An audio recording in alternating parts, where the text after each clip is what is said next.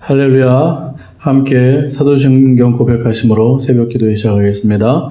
전능하사 천지를 만드신 하나님 아버지를 내가 믿사오며 그 외아들 우리 주 예수 그리스도를 믿사오니 이는 성령으로 잉태하사 동정녀 마리에게 낳으시고 본디오 빌라도에게 고난을 받으사 십자가에 못 박혀 죽으시고 장사한 지 사흘 만에 죽은 자 가운데서 다시 살아나시며 하늘을 오르사 전능하신 하나님 우편에 앉아 계시다가 주리로서 산 자와 죽은 자를 심판하러 오시리라. 성령을 믿사오며 거룩한 공예와 성도가 서로 교통하는 것과 죄를 사여 주시는 것과 몸이 다시 사는 것과 영원히 사는 것을 믿사옵나이다. 아멘. 찬송가 183장 함께 찬양하시겠습니다.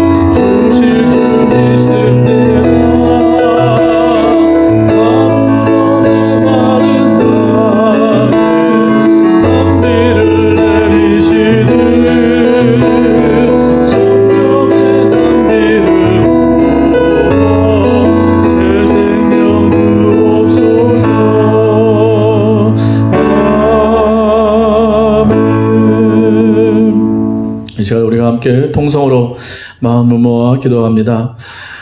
우리가 이제 정말 이 상황 때문에 다들 또 이 복구되는 상황 가운데 있는데 정말 모든 이런 상황들이 온전히 세워질 수 있도록 이 시간 기도했으면 좋겠습니다.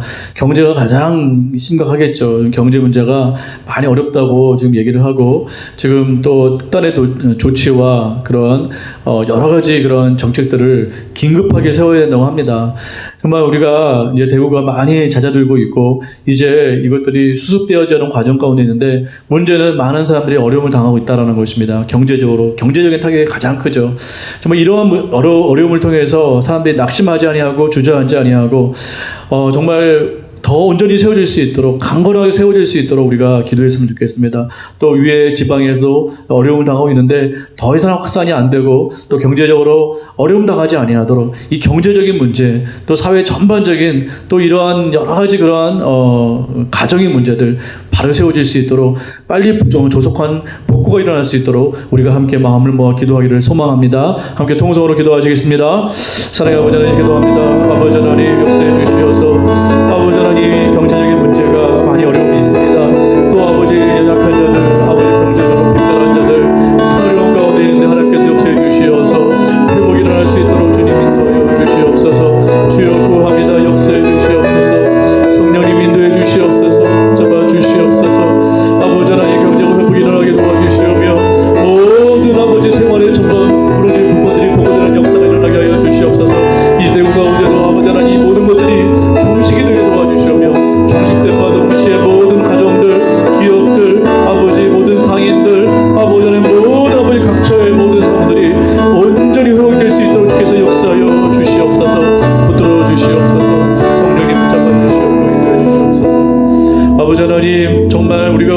이것이 빨리 종식되길 원합니다.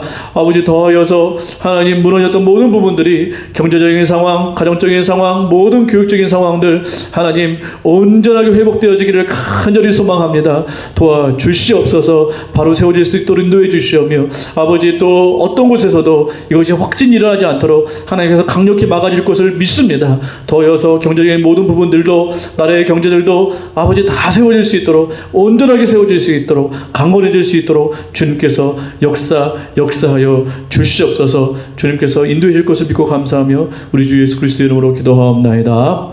아멘. 오늘 하나님 말씀 요한복음 7장 37절에서 44절까지의 말씀입니다. 요한복음 7장 37절에서 44절까지의 말씀을 다 같이 우리가 한 목소리로 읽도록 하겠습니다. 요한복음 7장 37절에서 44절까지의 말씀입니다. 같이 읽겠습니다. 37절이요. 명절 끝날 곧 큰 날에 예수께서 서서 외쳐 이르시되 누구든지 목마르거든 내게로 와서 마시라. 나를 믿는 자는 성경의 이름과 같이 그 배에서 생수의 강이 흘러나오리라 하시니 이는 그를 믿는 자들이 받을 성령을 가리켜 말씀하신 것이라.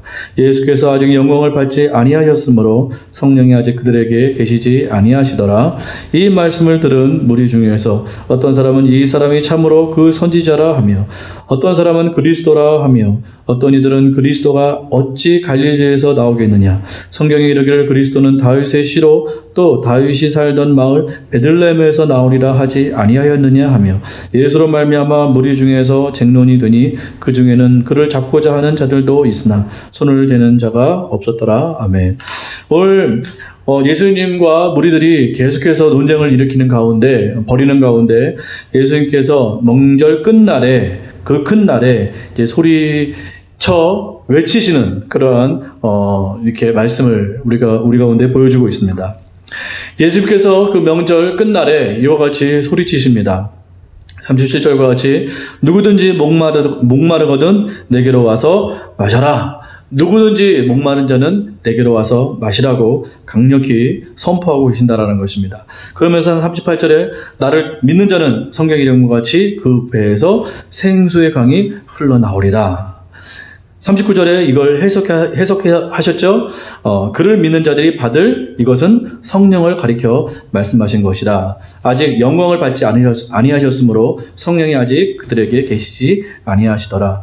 자, 이 부분은 성령을 가리켜 말씀하신 것이다 라고 말씀을 하고 있는 것이죠. 여기서 아직 영광을 받지 않으셨다라는 것은 십자가와 부활 사건을 말씀하십니다. 그리고 더하여서 승천 사건을 말씀하시는 것이죠.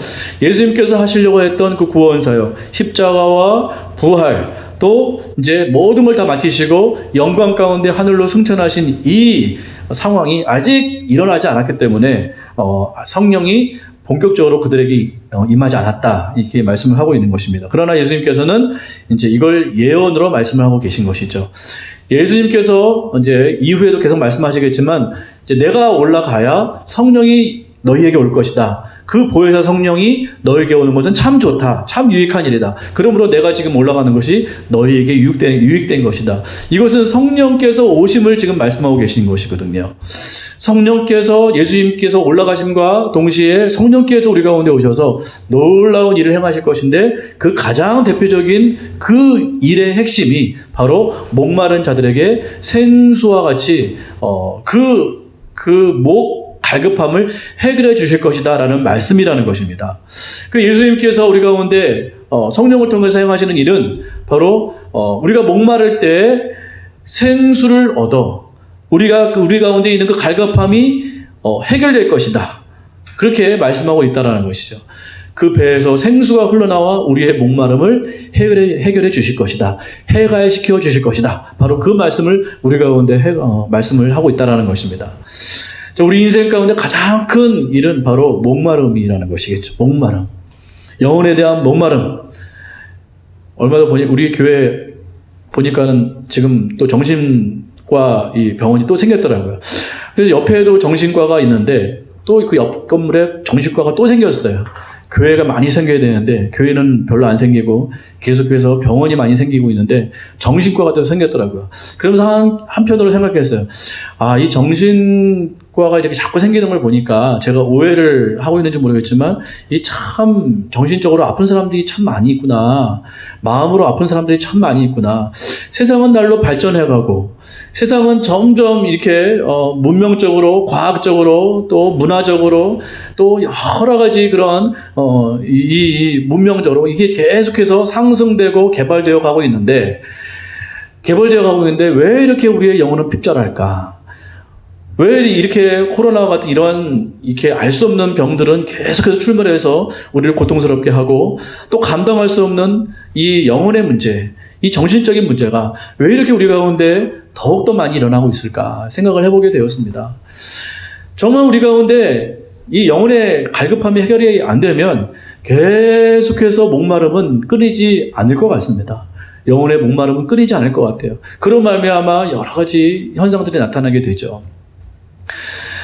우리 현대들 가운데 이 시대를 살고 있는 모든 사람들 가운데 일어나고 있는 이 영적인 목마름은 우리 하나님께서 생수의 강으로 해결해 주지 않는다면 이건 해결될 수 없는 거라고 저는 봅니다. 그 생수의 강의 해결함의 그 주인공은 바로 성령님이시라는 거예요. 성령님께서 우리 가운데 강력히 임하셔서 생수와 같이 우리 가운데 쏟아 부어지지 않는다면 우리 안에 있는 이 영혼의 목마름, 이 정신적인 목마름, 우리 마음의 그 목마름, 우리 정신의 그 목마름은 도무지 해결될 수 없을 것이라는 그 말씀이라는 것입니다.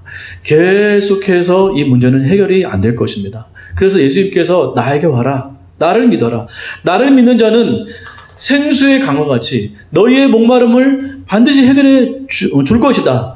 그것은 바로 성령이다. 성령께서 그 모든 일을 행할 것이다. 우리 가운데 말씀을 하고 있다는 것입니다. 우리 가운데 목마름이 있죠. 답답함이 있죠.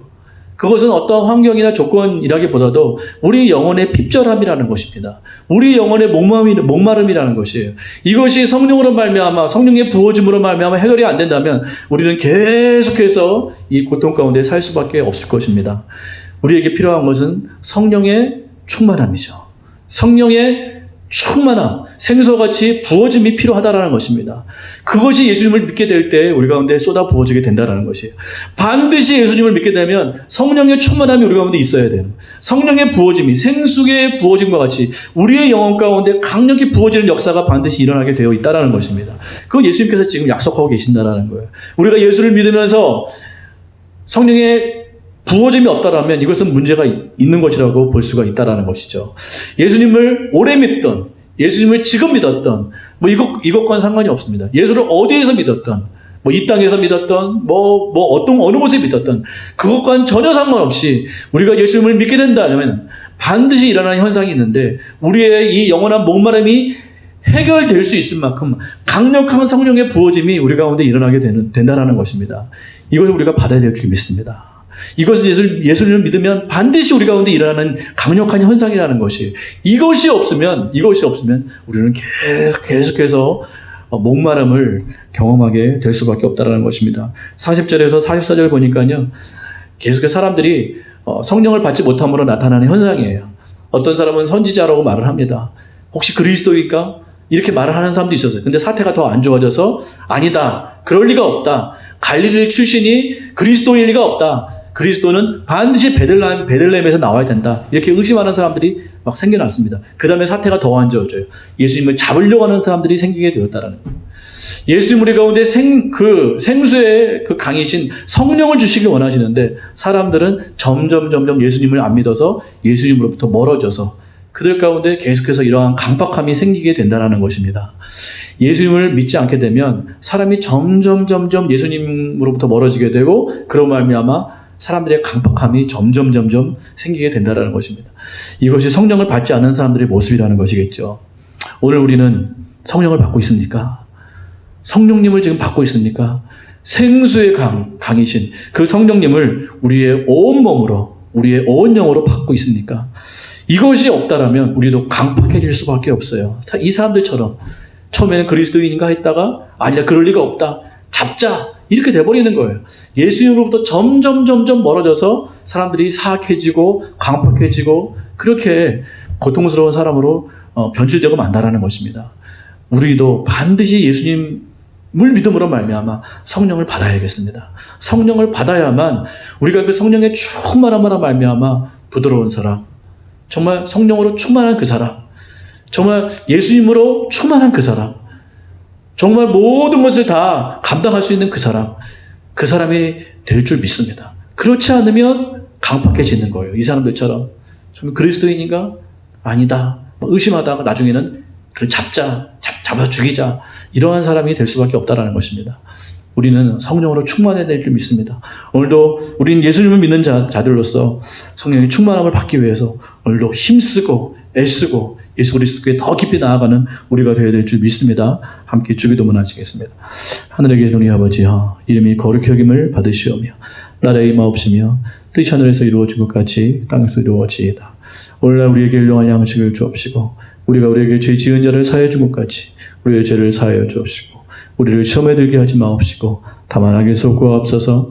대개 나라와 권세와 영광이 아버지께 영원히 있사옵나이다. 아멘.